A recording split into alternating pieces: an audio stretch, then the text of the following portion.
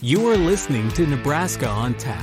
This podcast will tap you into the Natural Resources District, managing Nebraska's water since 1972.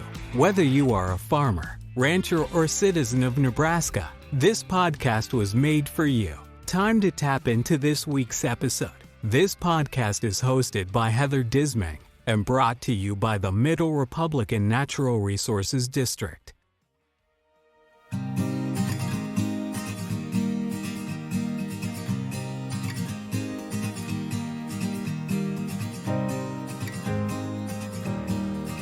Hello everyone, and welcome to this week's edition of Nebraska on Tap. This week we're going to talk about surface water irrigation, specifically focusing on the role of the canals in delivering water to our farms and communities. We're joined by a true expert, Brad Edgerton, the manager of the Frenchman Cambridge Irrigation District. Brad will share his wealth of knowledge on the history of the canal, challenges, and innovations in surface water management. Nebraska has many canals, including irrigation canals, like we're going to talk about, hydroelectric canals, and a canal project under construction. So sit back, we are going to get into that interview with Brad right now.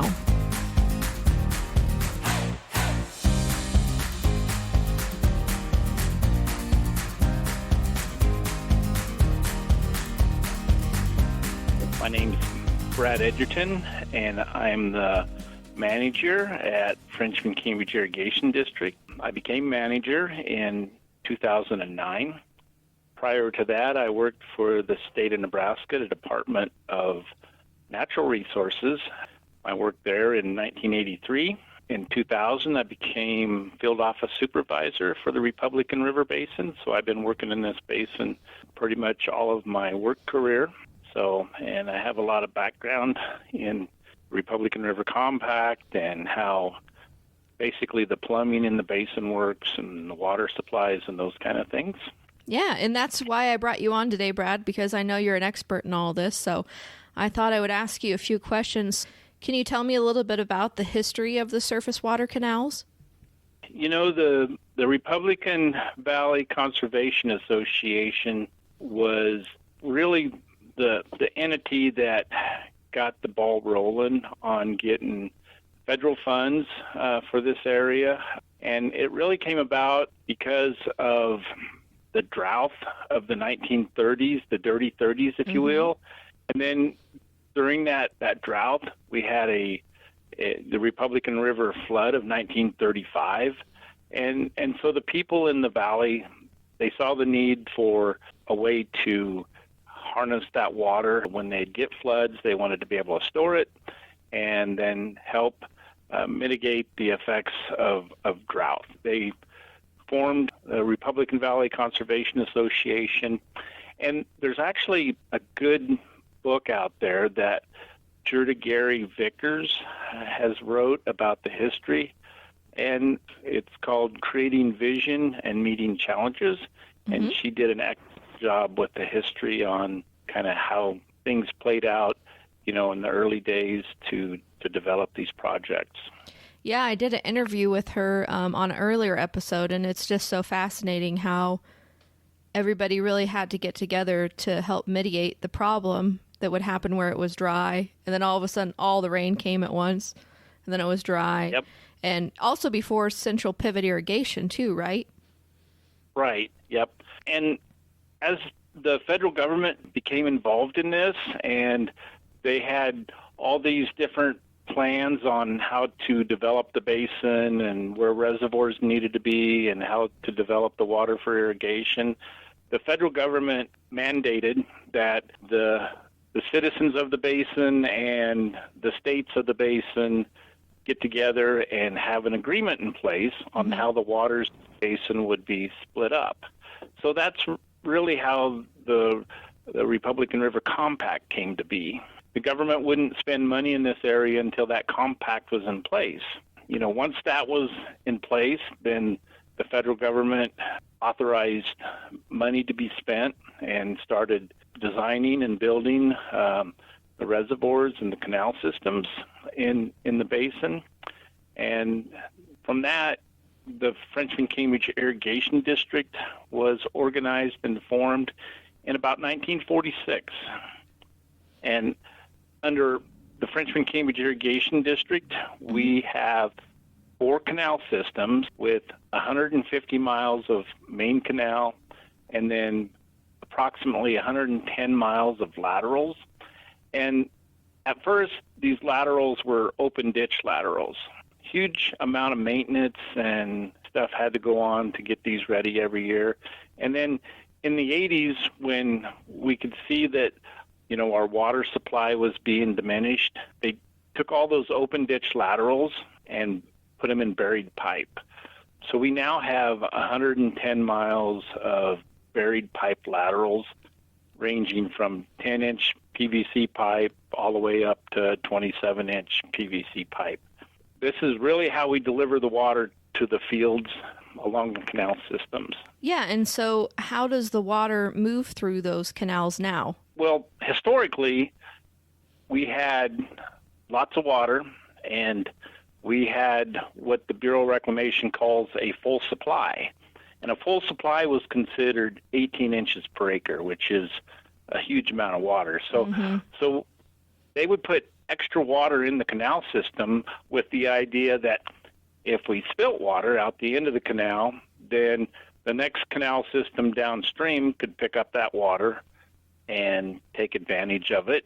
So each canal can only use whatever the crops would consume, and some of it was recharge into the aquifer and then would make its way back to the river, or it'd spill right out the end of the canal and then make its way down to the next diversion. And even going clear down to the Kansas state line and basically, providing a water supply on downstream. That's the original design of the canal system. And, when we had extra water, we didn't worry about, how much we put in the canal. We made sure we had enough for everybody. And the 18-inch water supply, that's back when everybody was flood irrigation. And, people used that amount of water, but a lot of it that returned to the river too. And so what new technology have you incorporated in your water deliveries now? Over the years, we've actually implemented a lot of different technologies. When they were flood irrigation, there was a technology called surge valves. So that was installed, and you could still flood irrigate. It would switch the water from one end of the field to the other and reduce the amount of runoff. We've introduced this canal automation, and it has really saved us a lot of water. And with this canal automation, there's a software package that allows us to have it so that the producer can have real-time information on their water account, and they can put water orders in. A lot of the issues with having, a reduced supply is you got to manage it very well so that you can get to the end of the season and get all the water applied to the land. Historically, people would call our office and try to check on their water balance, as the season comes to an end.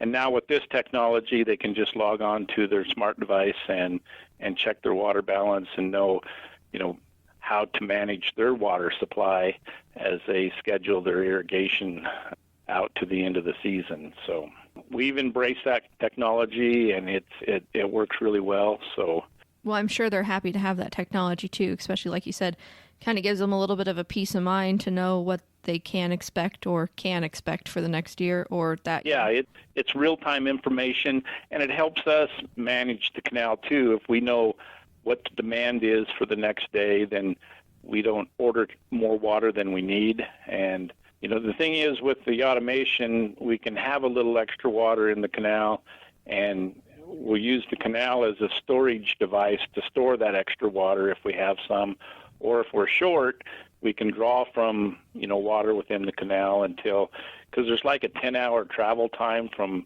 Harry Strunk down to the Cambridge Diversion Dam. Now on the Meeker Canal, it comes right out of the reservoir, so there's no travel time there. We can make real-time changes and adjustments at the reservoir if we have extra water in the canal system. So in total, we've automated probably 86% of our acres under the canal system. So, and then, the center pivots come along, and that was a whole nother water conservation technique. Mm-hmm. And where we're at today is our water supply is pretty scarce, and we, at the most, will allocate 8 inches of water per acre. So we have to take every drop of water and try to put it to beneficial use on the canal system. So what we have done the last 15 years, we have went in and automated the canal system so that we only put into the canal the water that can be delivered to the fields.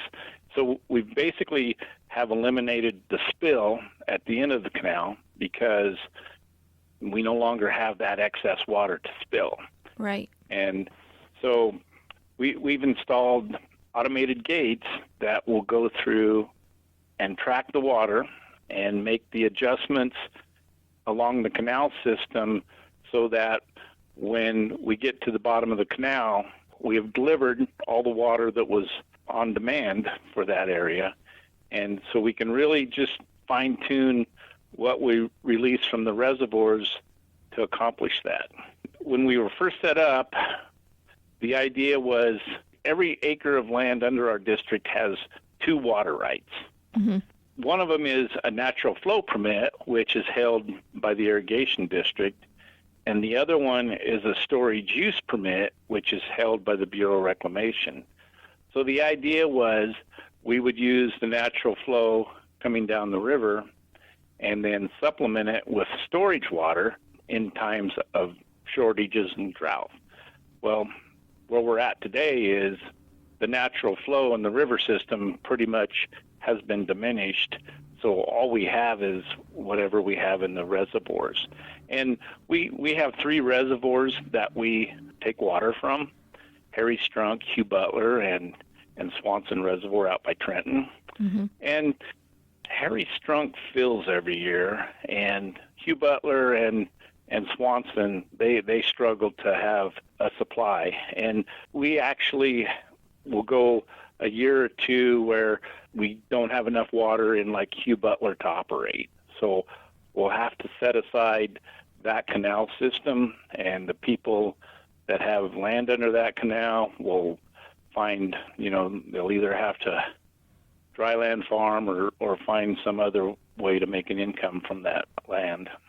And so you guys have also taken a lot of steps, too, to get a lot of the noxious weeds out of the waterway as well. Yeah. We release water out of the reservoirs, and there's a certain amount of travel time before it gets to the canal. So we've worked with the noxious weed people to basically clean up the channels, and not only does that help the water flow down to our diversion dam, but it also removes the vegetation so that it's not actually consuming the water and diminishing our water supply as well. So, yeah, that's an ongoing process.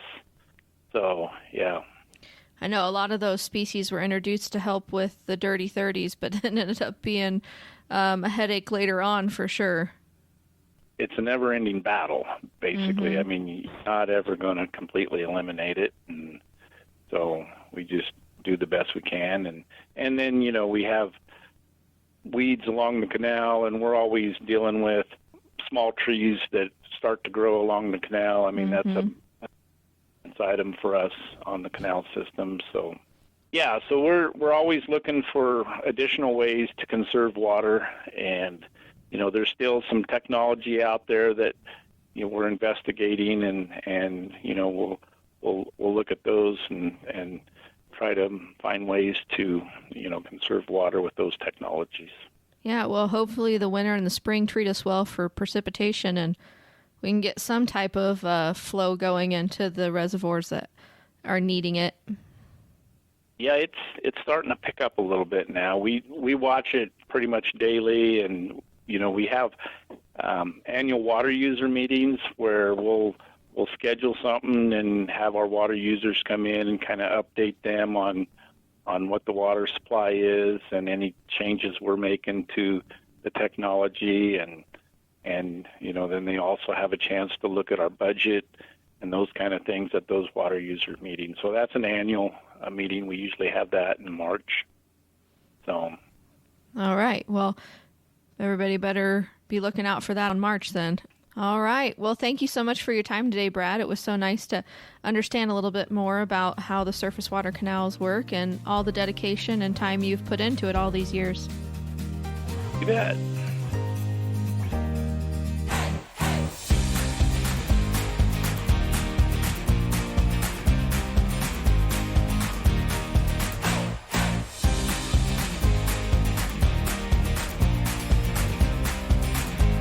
All right, Brad, thank you once again for being our guest here today and letting us know about all of the things that surface water has been and could possibly be with all your guys' innovative techniques and technology.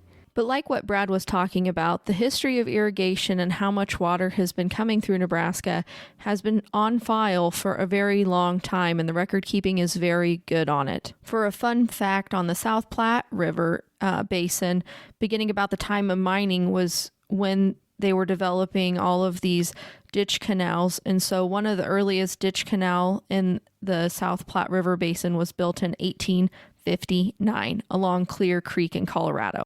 Then once the railroad came in and things started to getting established, then irrigation expanded rapidly in the South Platte Basin around the 1870s. And again, some of these canals are used for power, such as the Sutherland Supply Canal that helps with the Platte Valley Public Power and Irrigation District. Another fun little story is the Farmers Canal Company was organized August 31st, 1887. The filling on September 16th, 1887 of the project's claim for irrigation water was the first to be filed in Nebraska. Construction on this canal began in 1888 and continued till 1890. During the time, 10 miles of canal were built, and the Diversion Dam, 1 mile east of the state line, diverted water at the left bank of the North Platte River. And the water was first diverted into the canal in 1890. The project was finally suspended because of the financial difficulties, foreclosure proceedings, and were bought in 1898, and the canal was sold by court order in 1901. There is just so much fun history on all of the canal building and ebbs and flows throughout the years. So if you go through and research it, I think you'll have a fun time understanding about how much data there is involved in these canal systems, again, since the 1800s. So I hope everybody enjoyed this episode and my interview with Brad and all of his knowledge on how he is making everything better through the Frenchman Cambridge Irrigation District. And again, if you want to check out more episodes, you can go to www.nebraskaontap.com. You can follow us on some of our socials, and we will see you again later. Have a good one. Bye-bye.